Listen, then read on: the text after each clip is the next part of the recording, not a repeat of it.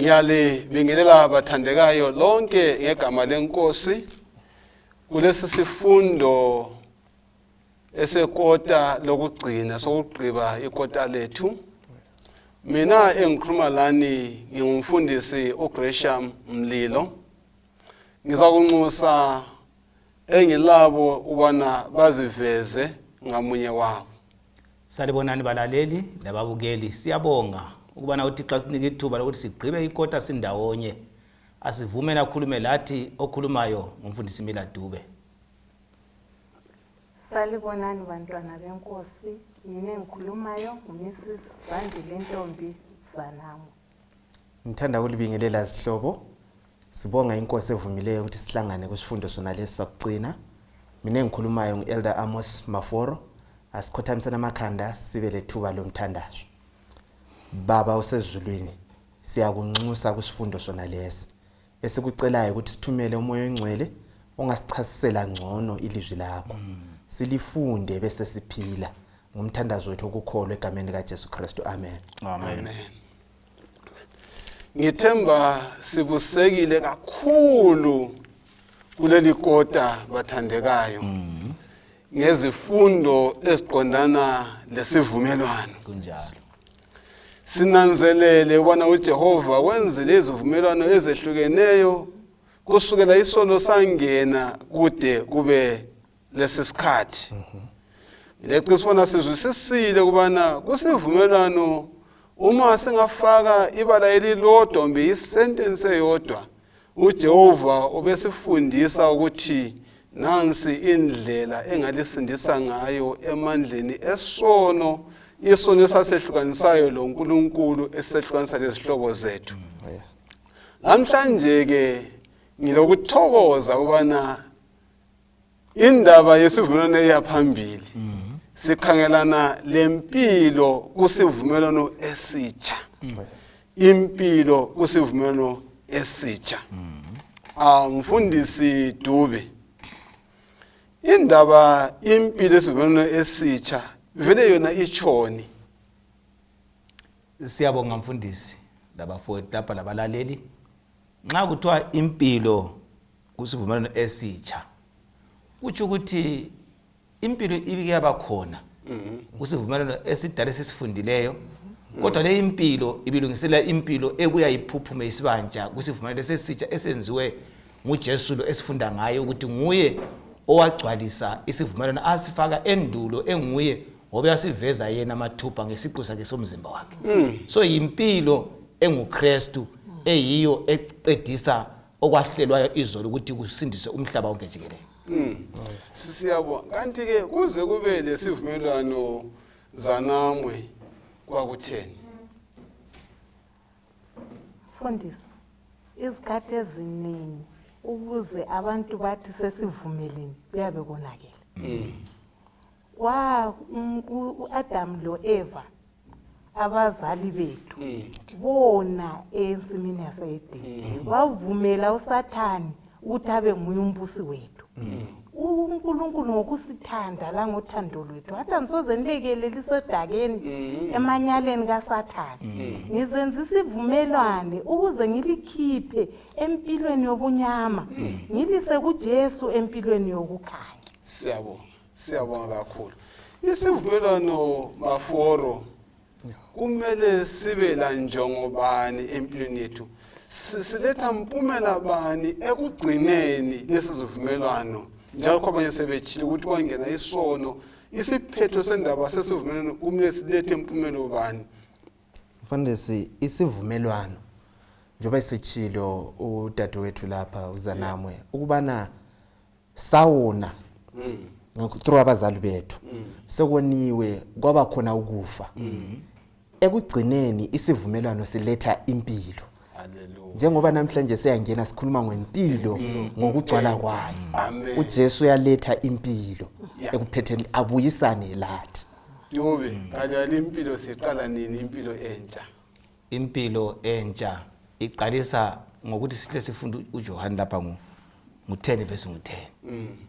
Iqalisa khonapho impilo uJesu nxa yena ngokwakhe esethe sengifikile kini wamamukela uyiqala ukuyiphila ulo Jesu kulumhlaba ukuthi lanxa kungenza kwenzakalayo ivele isikuwe ngoba uJesu uyimpilo so impilo inguJesu Kristu nxa ekuwe la kimi mlaleli sesilayo osokusele kuyiphila ngendlela yakhe ukuze sifikelayo futhi ekucineni kwesikhathi asike sizwe ke yona indiyene ukufundwa ngekhanda umaforo ayibale kulokho sandukutsho kathesi uJohane 10 ivesi ka10 verse 10 isela kalizi ngaphandle kokuzakweba lokubulala lokubhubhisa mina ngizile ukuze babe lempilo babe layo iphuphume Antsho uyabona khona uthi ngize ukuthi babe lempilo kade singilayo iyazi ukuthi ngibe layo kodwa iphuphume idlule la ukuthi lanxa ngingalala kusasa ngiyafika futhi empilweni ngoJesu so silayo kade sinxa sikhuluma kanje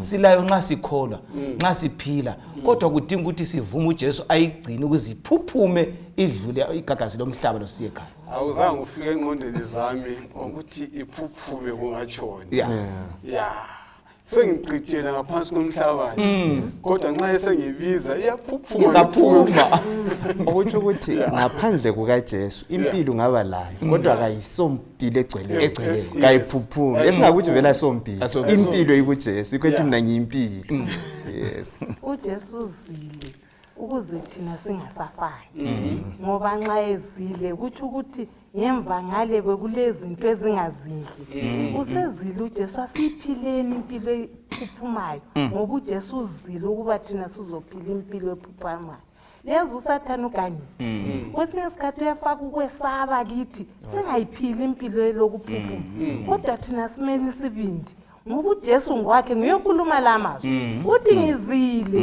izithembiso zakhe ziyagcwaliseka ukuba liphile impilo ephuphumayo asiphileni impilo ephuphumayo kuJesu singesabi singayehluleki uSathane wasithathela ukuthaba wasithathela ukuthula wasithathela okuhle kodwa uJesu uphendukile ukuzokufaka ukhona ukuthula phakathi kwethu ngoJesu ngiyabonga Mrs. Nami kungifikela umcabango ukuthi isihloko sithi sona impilo entsha usivumelwano umloba besethena lanxa sisemhlabeni wesono siphakathi kwezinhlupho silempilo ngikhumbuza umama lowana owathi umntana wakhe esefile emnikwe nguElijah bembuza wathi kathi uya kuElijah kuhle yini wathi all is well wayethi ngilempilo nxa ngilo Elisha umprofeti thina silo Jesu kulempilo icorona ikhona kodwa konke kulungile ngoJesu ngoba siyakwazi ukuthi ngale kwecorona iyaphuphuma ibambeni khona ngoba ngikhona isathi siyeluke siyendlale iziyephutsha lindaba yempilo enjani entsha sisananzela abalaleli ukuthi esikufunda kuleli viki yekukhangela isibusiso eseduze yekukhangela isibusiso eseduze sikhangele bona lezibusiso zimi kanjani sikhangele futhi izibusiso eziza zivela ngomusa kabani kaNkulunkulu sibona ubunengi bezibusiso kodwa sibona ukuthi yena uNkulunkulu uzasenzelani ngokulandelayo right ngike ngafunda uSambulo ngo3 verse ka20 uthi khangela ngimi emnyango nginqonqotha uma umuntu esizwa ilizwi lami abe sevula umnyango ngiza kungena kuye ngidle laye lami ngeke ngibuze umaforo ukuvula inhliziyo zethu kambe sibona zibusiso bani eziseduze uNkulunkulu azithembisa zona wazithulula kithi ngomusa wakhe na ngamafitshane nje ngokuvula inhliziyo uJesu angene enhlizweni yakho okwakuqala ukunikeza ukuthula konke lokho izangikhathaza singena kizo kungaba lubhubhano esiphakathi kwami umuntu elenhliziyo loJesu ulokuthula akethuki uba lethemba uba lesiqiniselo loba uyafa loba uyagula uyakwazi ukuthi umhlengi wakho uyaphila uza kungenela so uJesu nxa esenhlizweni zethu nguyosinikeza isithemba nguyosinikeza isibindi sokwenza loba kuyini lokuphila loba ngayiphi indlela siyabonga kuletha intokozo angithi kakhulu akusifundele u1 John 1 verse nga4 u4 uthi yena lalezi zinto lalezi zinto silibhalela zona ukuze intokozo yenu igcwaliseke. Yeah.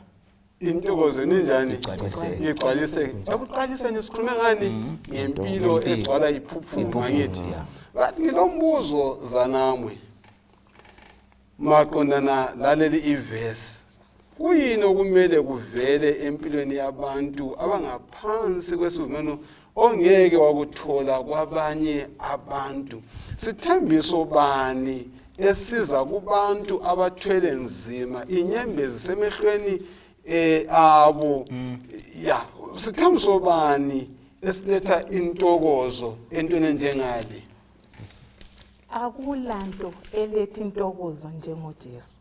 uJesu lapho kulentokozo intokozo engayisoye esikhatshana kodwa intokozo ekhona kuze kube naphakade. Thina njengabantu siphila kumele ukuthi sikhanye ukuthi sikuJesu ngokuba lentokozo. Omunye angabuza athi kathi zanamuthi sibe lentokozo njani umhlaba unzima kangaka abantu befelwa COVID-19 ibulala abantu bephelelwa imisebenzi abantu begula abantu bengela mali intokozo iyavelanga hayi wothi nguphi isiqiniselo ngale ikuseni yangesabatha intokozo kuphela ivela kuJesu. Uthe bhala ingoma enye omunye womhlaba uthi ngazama ukudla umhlaba ngabona imempela ungazama wena ukuzithokozisa uyaphela kodwa ungaya kuJesu uyathola intokozo engapheliyo. Ungakhayela izikhathi eziningi thina singabantu phela ukukholwa asomizwa kodwa ukuhleka imizwa kumele sihleke kumele sikhale kumele sibobotheke kodwa konke lokhu kumele ukuthi sikwenze ngesilinganiso esilungileyo sibe siwudinde umzimba wethu uvuma ukwenza lokho okulungileyo ngesikhathi esilungileyo. Ungakhangela labo kuphela abathemba kuJesu yibo abathola intokozo. uDavid uthebhala uthi yena ngiphi intokozo ethokozisa amathambo ami akula ntokozo ongayithola kulomhlaba ethokozisa ithambo ngaphandle kwentokozo kuphela evela kubani kuJesu. Uthebhala njalo uDavida kuPsalms 126 verse 5 uthi yena ukuhlanyela laba abahlanyela ngenyembezi bazavuna ngani ngentokozo.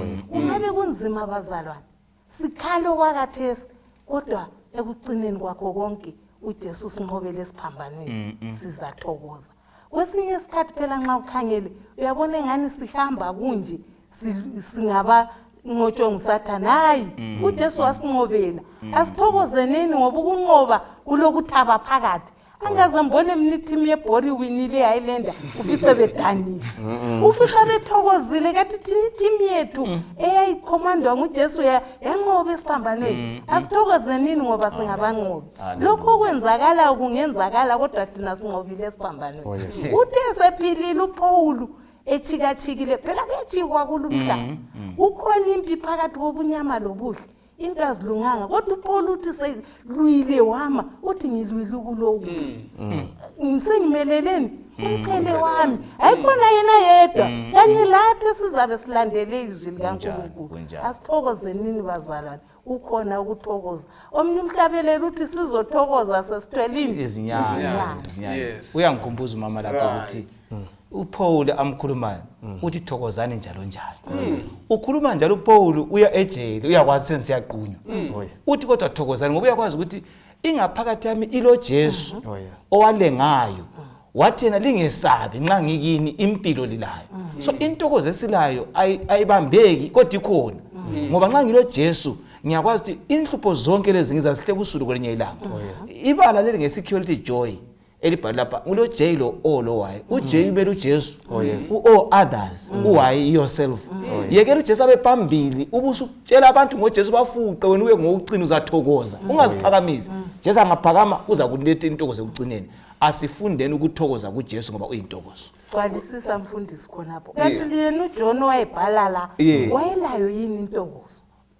uJohn owayebhala nguye phela esikhuluma ngayo ukuthi laye wayekhangela ukuthi uvalele esihlengeni sasePatmos laye futhi ukuqunywa kwakumelele kodwa ke ukhuluma utshela abantu ukuthi zwanini ngiyabona selidangele lokuthi sihlaselwe kwakuyisikhathi sepersecution abantu ukukholwa sokutshelela uthi hayi sikholwa uJesu sambona ngamehlo thina wavuka kasithokozeni nxa eyindlela yethu lathi siyavuka siyahambe ngakho ukuthi ngiyengeze nje kanabo indaba yokuthokoza ngilethe kithi amalungu ebandla lensali iningi lethu sasithathe ukuthokoza even kuleli lizwe phansi sikuthatha ngani isono simele sithokoze sikhululeke kuhlekwe lasezindleni omnye lobayo uthi you are so heavenly minded to be earthly useless cabanye kangaka ngokwasezulwini uthi emhlabeni awuselala nceke umuntu asola abantu uthi kanti lihlekani emhlabeni wesono abantu bamele bahleke bakholise sibe ngoba singabantu bemizwa okwakuthinta umama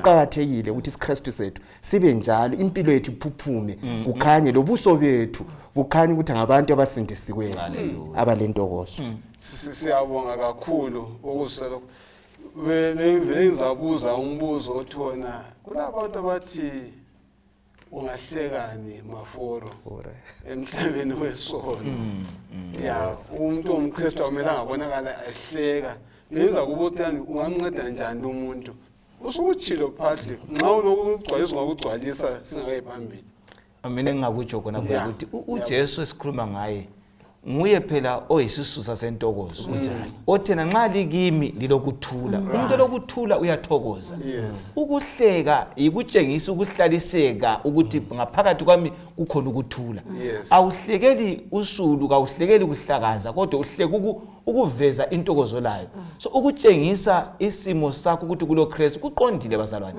ukakhuluma umuntu kodwa siyakwenza ngendlela elethu dume enkosini ngoba uyesithungamela uJesu yekele lo siyitshilo kathesi uvukelizayo nguJesu lokuthula haleluya simnandi futhi siveleza ukho lilandelayo yes well kwesinye isikhathi abantu bathwala nzima ngamacala okwenza abantu bathokoze impilo engaselaqala ukusifundele uRoma 8 verse 1 uRoma 8 verse 1 ithi yona lapha ngakho khathesi kakukho ukulahlwa kubo abakuKristu Jesu abangahambi ngokwenyama kodwa ngokomoya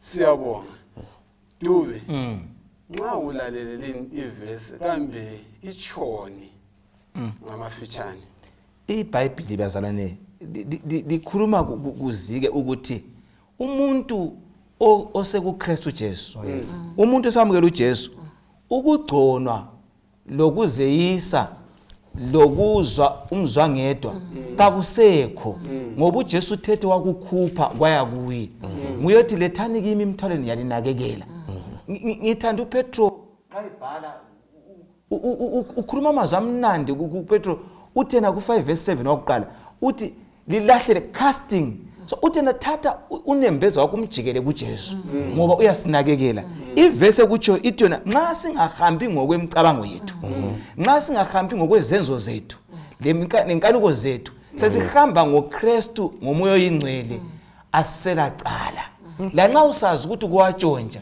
kodwa ngokuphenduka waya kuJesu waphila kuye awusela cala usukhululiwe wothi ngikumzekeliso umpresident wakithi eZimbabwe ukwathena akuphuma abantu ejele abaramacala nje baqamba bonke umuntu lona ungambona sephandle awungeke ungumgadijele uthi wena buyela ulecala uyathi ngikhululwe ngumongameli silomongameli womhlaba jikelele la uthi ngegazi lami ngilikhulu phumane ejele lesono ngokwamukela ibizo lami so ngenye indlela umlima kutsho ukuthi nxa usulo Jesu usumamukeli usukhululiwe usathana ngaza kugcone ngamadimoni akhe aye kuJesu njengakuMose athi wacha idwala uyathi wena ukwazi saqedelana so indaba yikuvuma isono sukhululiwe imithwalo esilayo simele sihambise kuJesu abantu bathwele nzima mfundisi Mdlilo bathwele ukungathetheleli kugcwele ezinhlizweni zabo esithi guilt asikuseni kuJesu sibe ngabakhululekileyo umama lo baba bayalwa lokho kubanjiwe izikhwili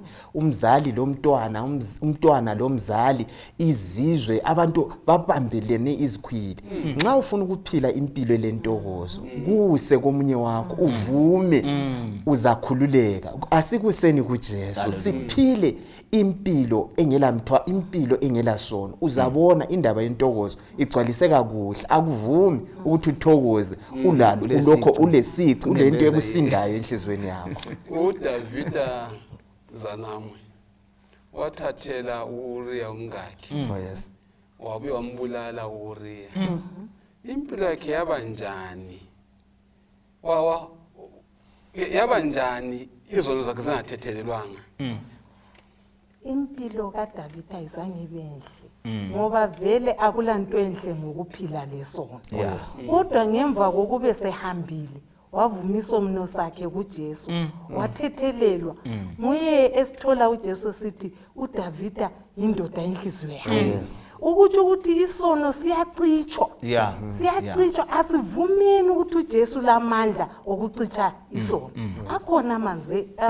akhona amandla egazini njalo Jesus blood shall never lose its power ligazi elithethelelayo liyasulayo njalo ngihlala ngikhangela indaba yecomputer linto okuthiwa icomputer ekhona kulezi insuku elinye langa ngabhala ukuthiwa yikutype lokhu ngesikhiwa into engisabhala amagetsi ahamba abuya amagetsi ngadinga into ebengibhala ngayiswela ngithe sendinga omnye owazi ngokwama computer ngathi ngilungisela phela ngifuna into ade ngibhala wabuye wathi Mrs Zanamwe into le ayisekho icitshekile angazi uyidinge ngawo sozonjani lo Jesu ungavuma uye kuye izono zethu uyazicitsha uzidinga ungasazithola uyadelete ube yisidalwa esitsha usuke ebunyameni uye kukhanyeni baze bamangala abantu ukuthi kathi ngubani lo uthi hayi yimi lo osehlangane noJesu so maforo lokho kuyasinceda ukusho ngumama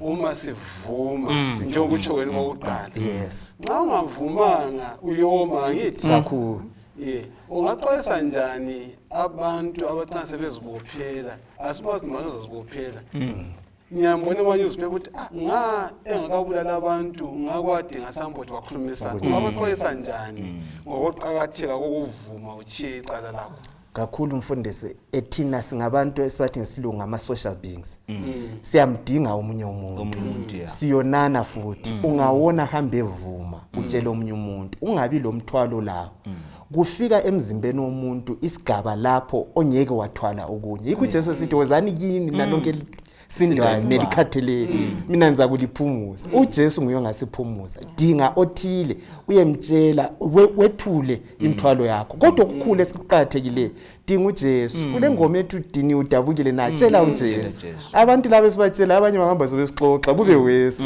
kodwa singayatshela uJesu uyasethula imthwalo sibe ngabakhululekileyo impela kongezelela maforo uyabona indaba yesiphambano uJesu yesiphambanweni ethwele izono zakhe yena elungile kuthi ukulunga kwakhe sokubalelwa kubani kimi ufanana le bank account i-account yami ibibhenki kwisono kodwa kathesi isibhenki okulunga kukaJesu kodwa lokho angibhizi ngithwele nzima ngesono esingasekho la ku-account yami asifundeni ukuba uJesu uyathethelela ekela ke ndimbala amavesi ambalwa la afudizela konke esikhuluma ngakho uRoma 3 verse 24 lo 25 futhi balungisiswa ngesihle ngomusa wakhe ngohlengo oluJesu Kristu u25 tana uNkulunkulu amisayo ukuthi abe inhlawulo yokuthula ngokholo egazini kanjani lakhe ukuze kube isibonakaliso sokulunga kwakhe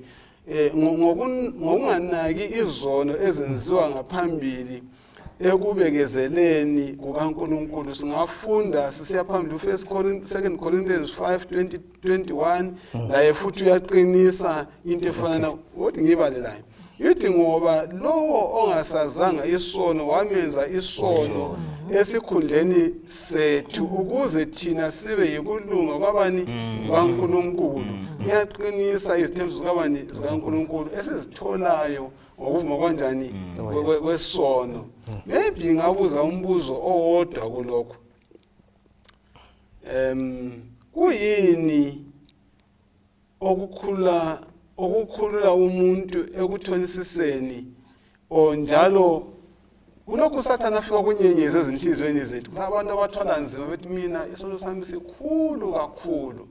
Hayi mina ngenza okukhulu angiboni ubona ngathethelwa. Ngiyakhumbula inkonye indawo echolotsho indoda ethi nayi mfundisi ungazihluphi ngami mina vele ngibani sengingale ukuthethelelwa. Singamncedisa njani umuntu onjalo?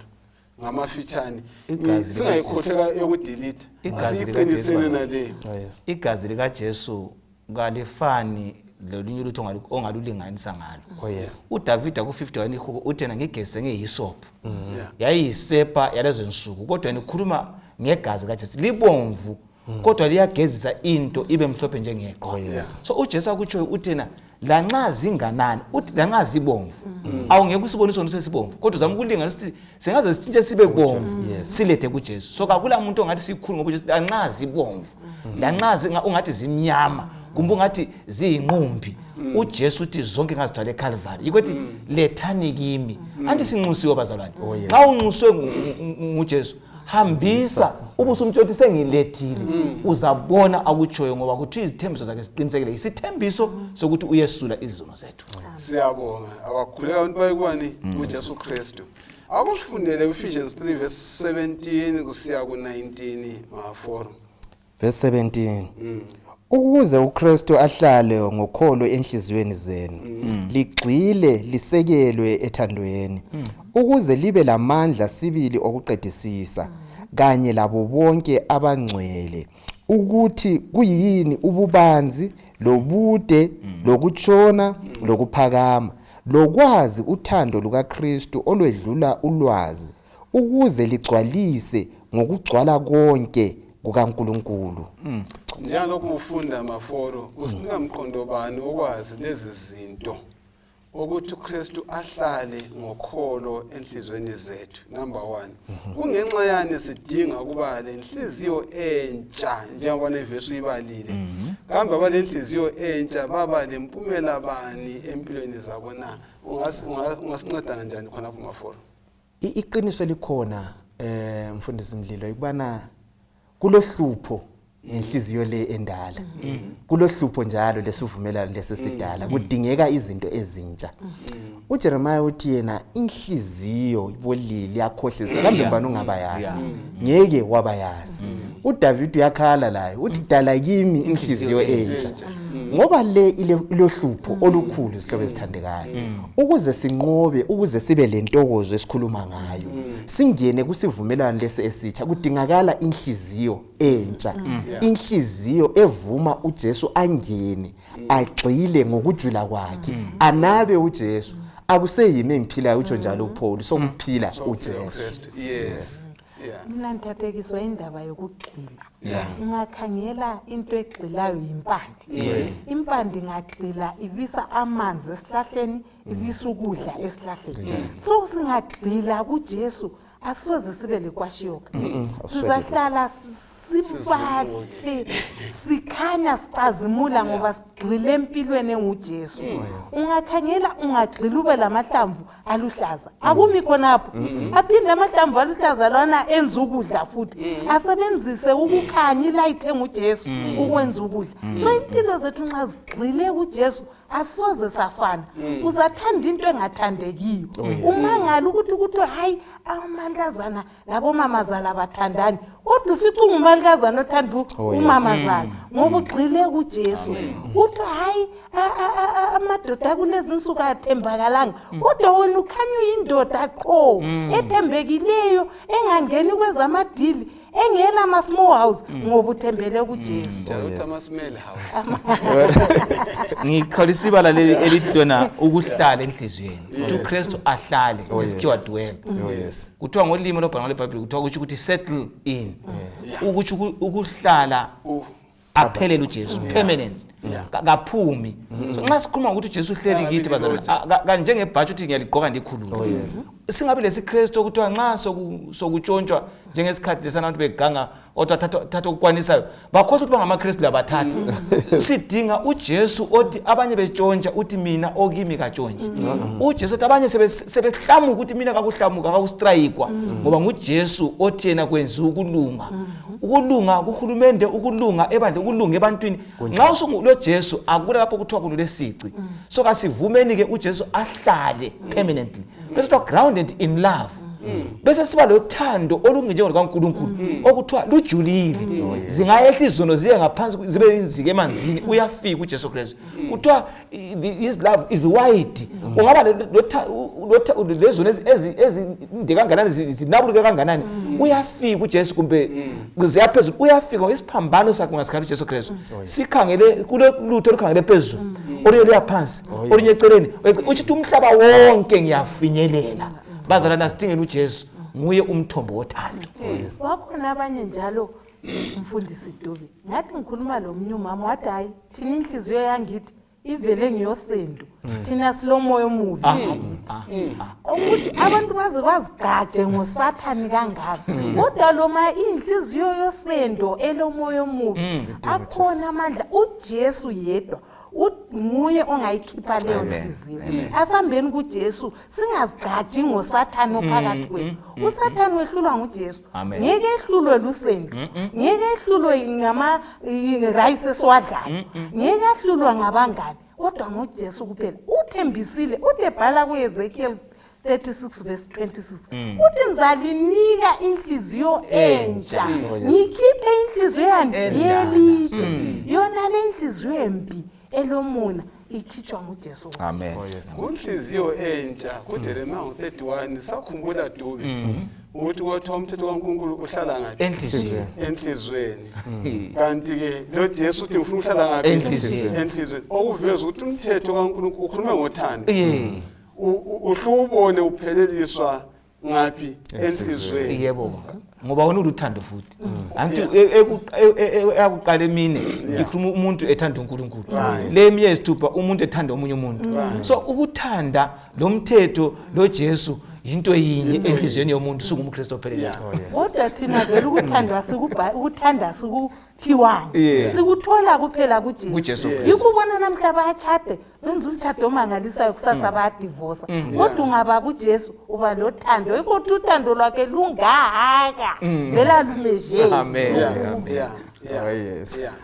hayi indawo enhliziyo yiso isiqokoqela sendaba singavuma uJesu aphile enhliziyweni asinikeze inhliziyo entsha sihlobo kuyalunga ngeke ngabona umfanekiso kuyahlanyela umumbu Dube umumbu engawuhlanyela ongela inhliziyo awumilanga anti ongela inhliziyo kodwa umumbu uhlanyela inhliziyo unjani wamila akusifundele uJohn 11 verse 25 to 26 usiza ukuthi uthini ngomumbu olenhliziyo uJohane ngu11 ivesi ngo25 sisiya ku26 uthi yena lapha uJesu wathi kuye mina ngikuvuka lempilo okholwa kimi loba esefile uzaphila njalo wonke ophilayo ekholwa kimi kasoze afe laphakade uyakukholwa lokhu yini nankumbuzo yayizwa indaba nxa ngilalele lindaba iyangivezele ukuthi okholwa kuJesu Kristu lanxa esefile uza njani uza kubuya aphile njalo aphiwe impilo enjani entsha uthi njalo wonke ophilayo ekholwa kimi kasoza njani afe lapha kade mlanda iba lapha kade uyakholwa lokho yini mfundisi Dube ngiyongibuyele kwenjalo yona lindaba isifundisani ngokukholwa kuJesu Kristu nokufa lokuphila phakade lindaba wothani ngikhuluma ibala engandenqala izoyembula amarogo kaSathane ukhuluma amanga wabagqokisa abantu amanga kwathena umuntu kafi uyavuke ngumoya kodwa uJesu lapho ufuna ukuveza ukuthi impilo enaphakade ikuJesu nxa isikuJesu yena wabuya elayo wangena engcwabeni wasevuka ekuseni ngesonto uzama akazama usitshengisa ukuthi khona yebo ligwaziwe isono lingalala kodwa kulovuko khonapha kuJohana uJesu ekhuluma amagama la waye echasisa ngendaba kaLazaro ukuthi hayi likhala ukuthi usefile mina sengifikile impilo likhalelani ngenye indlela abathandekayo umuntu oloKristu uyimpilo ngokwakhe yikho Jesu angazafe kafanga ulele uyavuka nxa usiyahlanyela mina ngengale ngishumayela kwelila ngathi ngathatha inhlanyelo ngathi asambeni idwani umfolo ngesikhathi sokulima ngasethi nisake ngcwabe inhlanyelo bathi khathi imfundisi ngathi hayi anti ngilade abantu kabavuki asingcwabe inhlanyelo asizivuke phela indaba linhlanyela yakwathi yami sinhlanyelo ngasilo Jesu saphuma bangcwabeni kwenye langa so ofileyo ekuKristu ulele uyavuka abalaleli nasi intokozo enyomele siyithathe uSathana mangakhe seyembuliwe siyavuka singafa nxa siphila siyimpilo kuthiwa siyi hybrid oyazi ukuthi ithengwe legazi laJesu Kristu nxa usiyayithenga hybrid ulegunya lokuthi inhlanyelo ehloliweyo sihlole ngegazi likaJesu ukugula ukufa kakutsho lutho impilo khona kuJesu Kristu Mfundisi hlala mbona abanye befaka istatus uzokuthiwa khona hayi sehambile umalimami sekuJesu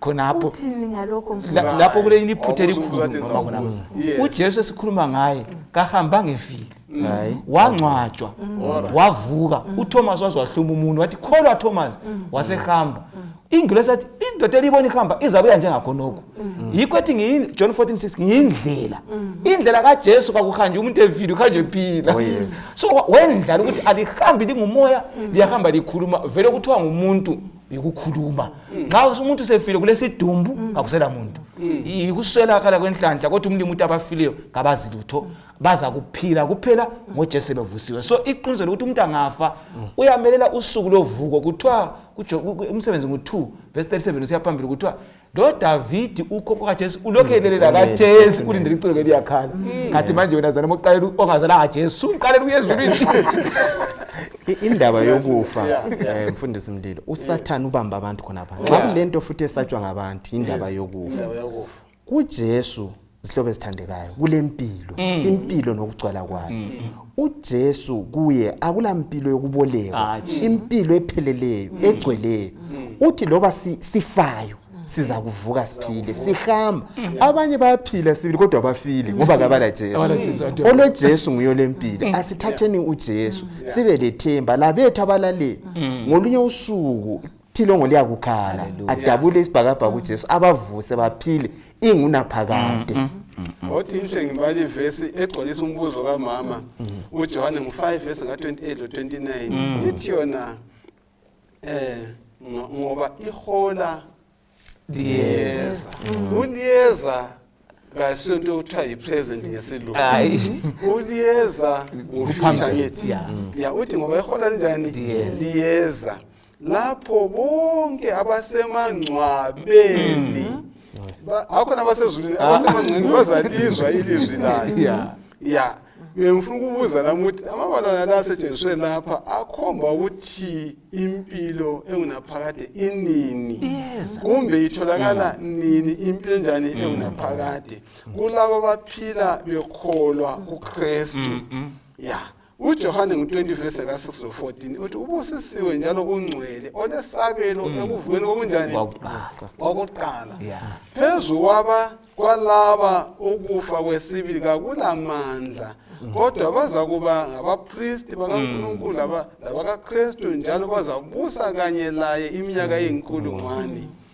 ukufa lesihogo u14 lo kwaphosela echibeni lomlilo lokhu kuyikufa kwesibili walama verse uma siwazi sithini ahlacace uqondisa lapho ngusambulo 20 lwana verse 6 ahlacace ukuthi uJesu esiza nguye ozaqeda indaba yenkulumo esilayele nguye ozaletha impilo ngoba uthi uzavusa abantu emangcwabeni njengalokho wavusa uLazaro wayelingisa ukuthi ngizalivusa kanje uLazaro ngathi Jopo kuvele ezulu wamvuza phansi so umuntu onkolele ula ulindele usuku lovuko liliqiniso balalele likhona ukuthi abafileyo bonke bayalala ngitsho lo bhengulu phansi lo mzilikazi lo khokho wakho usuku luyeza kodwa walufica lo Jesu uJesu uzovusa abangabakhe.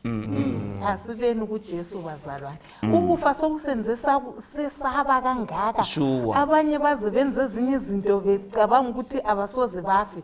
Kodwa into enkulu ukuthi ukufa ngeke siwesabe. Kuphela nxa silo Jesu ngoba siyakwazi ukuthi siza njani sizavuka. Siyabonga. Angisiyabona uJesu la wafa. Wademonstrate okunjani ekuvukeni kwakhe. Wasebuyela ngaphinjwa uDube Chilo esefile esesuka sekubuyela wahle wasithuma. Wathi hayi abantu abamani senibone konke engikwenzileyo. Sendithuma kathesi ngothuma olunjani lwesivumelwano esitsha. Akusifundele uMateyu chapter 28 verse ka19 to 20. Ngakho-ke hambani lenze izizwe zonke zibe ngabafundi libabhaphathize ebizweni likayise nelendodana nelikamoya oyingcwele libafundise ukugcina konke engililaye khona futhi khangelani mina ngilani insuku zonke kuze kube sekupheleni kwesikhathi. Amen. Undoda uLauren van die Post wabika ngikufake ngesintu sakithi ngathana waletha inkulumo nganithi yona amaJuda wela bengela mbiza. Okuthi ukuthi kulabantu abaningi abale information kodwa abanjani abangayisebenzisiyo. Ngala amavesi bathandekayo kuyini esekufundayo ngalolu thumo esophiweyo. Maqonana lale indaba esikuye kulezi insuku yokuthi I will go. Mfundisi lapha uJesu wasichiyela okuthiwa i-challenge ngesikhiwo. Ukuthi sengenzile libonile. Nxa lingabalandeli bami yenzani umsebenzi engilichiyele wona. Into enhle ukuthi kathi ukuthi abakwanisayo kumbe abangakwanisiyo uthi hambani ukuthi wonke umuntu sokumele afakaze ngoJesu. Kambe mfundisi Mdube ungehluleka ukukhuluma ukuthi uJesu kwenzeleni. Ngamunye silakho uJesu asenzele kona. Asambeni sikukhuluma abantu bakubone ubuhle bukaJesu. Abanye siyakwanisa ukukhuleka, ukukhulekela abagulayo, abanye siyakwanisa ukupha abanye ukudla, abanye siyakwanisa ukuchumayela. Khonokho kubanjisiwe usebenzise isikhathi sisekhona. uJesu uthembe mina lawe. Into enhle uthi amandla wonke aphiwe bani? Akulanto enhle njengokuba lokhomanda onamandla wonke. Ukambule gunyu ukwazi ukuthi engikwenzayo ngeqiniso zakwenza uphelele. Ngithanda ngendlela esibuye ngayo initiative le I will go. Be sikuthanda kunje nithemba ukuthi ndabo Dube ndabo Mlilo ndabo Zanama. Kodwa khathesi ithi mina ngiza kuhamba. Akula ongalethi zabo. Khetha wena lokho ongakwenza uhambe. Ubhubhani lo lusincedile sisezindlini khona amafoni asasebenziseni ngasihambeni akula excuse ozayo yeza akayikulibala. Isihloko sithi sona isivumelano lothumo. Bazalwane awuvumelani lo Jesu ungalathunywanga. Ungathi savumelana lo Jesu usokumele ukwazi ngithunyiwe. So ngenye indlela hamba. Siphakathi kwe meeting omunye uthe khona khuluma usenza. Ungakuthi ngingumKristu ungenza isiKristu sakhona. Kodwa goqa umkhono wovula usungena emsebenzini. Ngikholise kakhulu intshumayelo ethena sinja kaJesu. Inja umnikazi angasukuma iyasukuma. Kathi uJesu udala wasukuma wathi asambene evangelini kathi thina singa. Ngicela ukuthi i-challenge abathandekayo sonke sila asike sisukumeni senze ngoba silothume esilunikiweyo. Ubusuzihlupha ukuthi nxa esebenza ngingasebenzi ngizoba yini? Awumlimi kasisiza bazalwane. Singene endimeni kaNkosi. Ngolele yabothi swayo lokho ehlezi khona eceleni njalo kulanto enhle njengokusebenza lo Jesu. Amen. Inkosi yamakhosi iyakubiza beza abantu bayathaba ungathiwa kumbubuziwe ngubhosi emsebenzini wathi yenza lokho ugcwalisekile uthi lami ngize ngathiwa yenza lokho wathi ubizwa nguJesu ngonyama yakoJuda asebenzeleni uJesu. Isikhathi sona lesi ikusasa awilala sebenzela uJesu. Ungasebenzela uJesu awufani futhi uhluke kanye lendlela ophila ngayo ngoba uyabuka uJesu. Amen. Akuncenga izulu. Akuncenga izulu Zanawume ubona uNkulunkulu asiphathise sigagadlele lolu thumo. siyabatshela abantu ngesivumelwano senzakalayo esifunde ngaso sukela ikota iqala sibakhumbuza bona uJesu uyeza masinyane asivuse emathuleni asenzeni umsebenzi akuncenge izulu. Asicimezeni isikhulekeni. Baba uNkulunkulu osezulwini lalapha emhlabeni malidunyiswe lihlonishwe igama lakho. Siyabonga ngobukhona bakho phakathi kwesifundo. Siyabonga ngokugcwalisisa izithembiso zakho ezimpilweni zethu. Baba nansi izifundo zekota ziyaphela namhlanje. Siyabonga ngesivumelwano esitsha ngoba ngasikho ngasiyini thina abantu ababhubhayo. Siyabonga ngoJesu wafe esiphambanweni ukuze thina sibizwe njengendlalifa zezulu. Siyabonga ngokusenza sibe yingxenye yomsebenzi wakho. uNkulunkulu sibuthakathaka. Siphe amandla sisukume sifakaze ibizo lakho andubana ukuphela kufika. Baba amandla silawo kodwa wena nguwe olamandla ukudlula thina. Uningi uNkulunkulu esidlula kukwezimpilweni. Badidekile abantu bakho abanye kunje bahlakazekile kodwa Mesiya lothando senze sibambelele ezithembisweni kuze ube laphakade. Sipha amandla ukuba kwazi ukuthi loma kumnyama loma kubomvu inkosi yamakhosi. Sihlale sibambelele sikwazi ukuthi ngelinye ilanga sizabona lokhu uJohana athe indlebe ayikuzwanga ilihlo alikubonanga. Uyinkosi enhle zonke izikhathi. Sibusise sihamba phakathi kwalomhlaba sibambelele esandleni sakho esingabonwayo. Abomhlaba babekwazi ukuba singabalandeli bakho. Siphe uthando olujulileyo, uthando lukaJesu ngoba yilo lodwa ongasitshintshela umhlaba. Busisa ivangeli lakho lithunyayelwe ukuze kube laphakade. Amen. Amen.